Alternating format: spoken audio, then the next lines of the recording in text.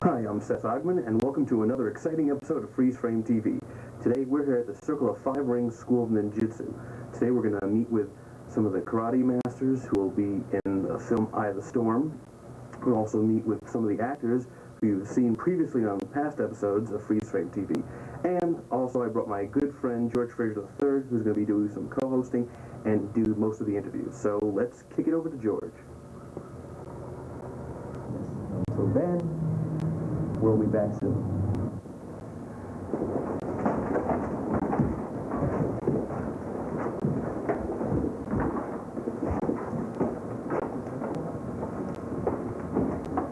And thank you. Once again, we're back here at Freeze Frame TV. We're at the Circle of Five Rings Dojo. I'm your host today. Yes, we are back.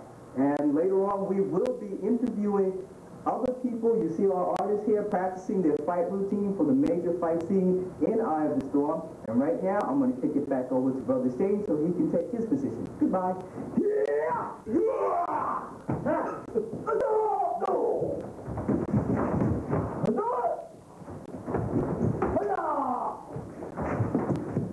We can see you move up. Remember,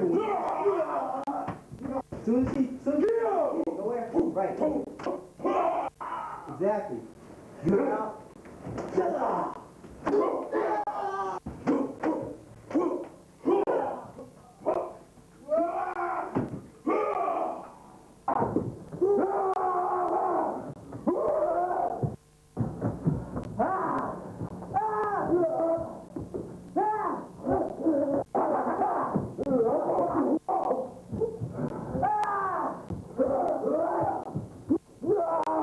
You just seen the rehearsal here at Circle of Five Rings Ninjutsu School in Brooklyn, and I'm here with my ninja fighters training hard. Okay, we have right here my people.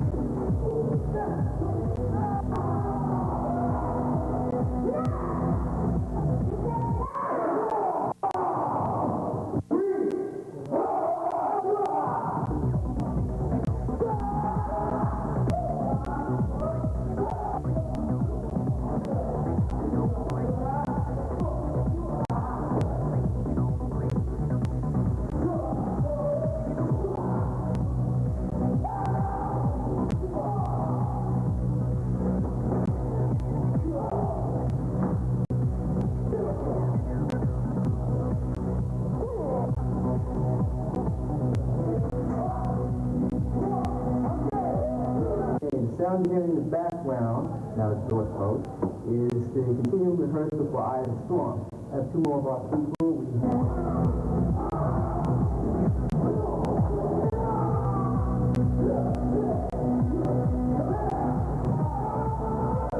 Today I have with me Eve, who plays the Monkey King in our fight scene, which you've seen earlier.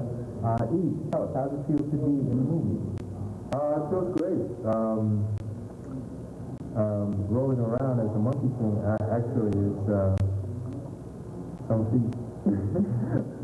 I just have to keep my monkey sounds in place and make sure I don't land on my face when I do a monkey flip. How long have you been doing the acrobatics that you've been doing? Oh, approximately 8 years. So, do you have any advice for wannabe monkey kings out there, acrobats? It's not an easy world, but there's always room for more monkeys. And if they want to join in the pack, maybe they can try spiders school, because I'll probably be showing some techniques of it in the coming future. It's like you were holding your stomach, like, How does it feel? How does it feel to be fighting your mother? She's evil incarnate, but then again, she's your mother, and then it's like, okay, you have to fight her in the story.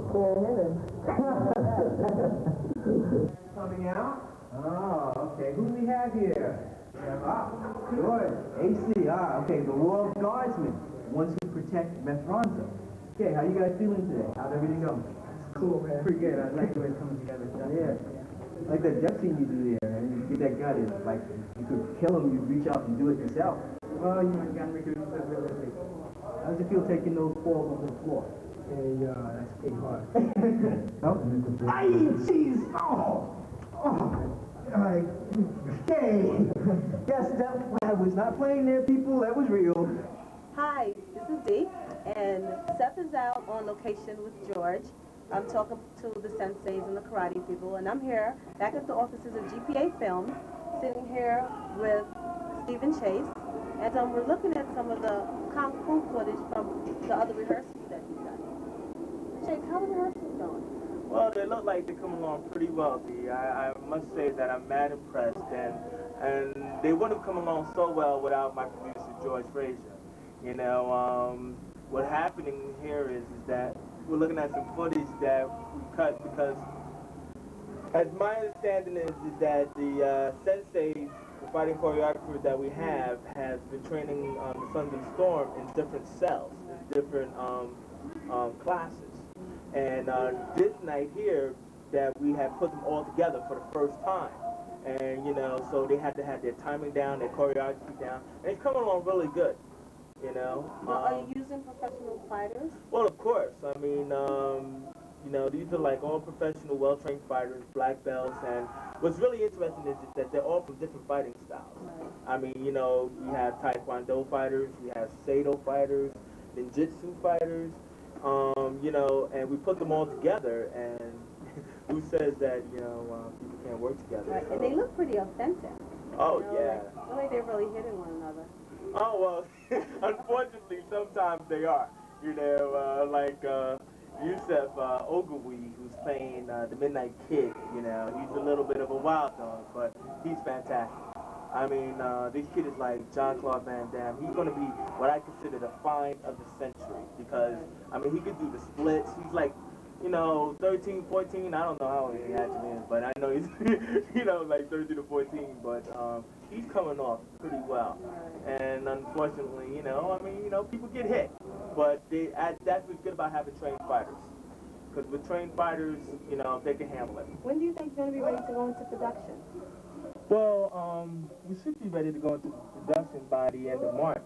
This has been a long, hard road, and I really must thank the people that are involved with me, my producers, my cast, for their patience, because the main thing is we need money, and we've been at this since, I don't know, I think August or October or whatever that we've been trying to get this together, but it also took that long just for the script to be finished. So at least before we were going to go into it by just shooting a short, a trailer, of the script, and we didn't even know where it was going to end. I didn't even know where it was going to end until a couple of weeks ago because it just got so fascinating. But now we have a finished screenplay. You know, we have some people interested in the project, and that doesn't mean that we don't need money, but we would like to have the money just to make it happen. But due to some private investors and everything, we should be ready to start production around the end of March. So, and I'm really excited. You know, I mean, I must say I have a Woody right now. So will you be shooting a short or feature-length film? The kind of budget that would take to make this movie, I mean, this is a time-traveling kung fu vampire horror film. So, I mean, it takes a big budget more than private investors can give you. So, I mean, what I want to do is that I still want to shoot a short version, and I'm going to do this tricky video film style, but I'm going to do it in a way people have never seen before, you know, because basically we have two different worlds. I mean, everybody, if people have been watching Freeze Frame before, they know that we have vampire lesbian hookers, you know what I'm saying? And we've been focusing on that, but this is our Mortal Kombat style. And so just what we're going to do is we're going to create two different worlds. It has two different film styles. It's like Oliver Stone, natural born killers. So that still takes money to do, but it doesn't take a lot of money. That's the main thing. So we come to the end of another exciting, wonderful show. I want to thank Stephen Chase for taking out his time. And I want to thank our viewing audience for letting us into your home. And this is the last episode that you're going to see of The Eye of the Storm. So, hey, no reason to get happy over there. I'd like you to write in, you know, tell us about your comments, tell us about the show, tell us about The Eye of the Storm. Tell us how you're going to send the money. And you can also tell us, you know, if you're interested in the movie and becoming an investor. And don't forget, Monday nights, 8 o'clock, Freeze Frame TV. Bye. Freeze Frame TV. Get out of my way.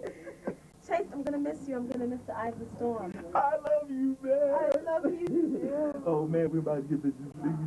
God.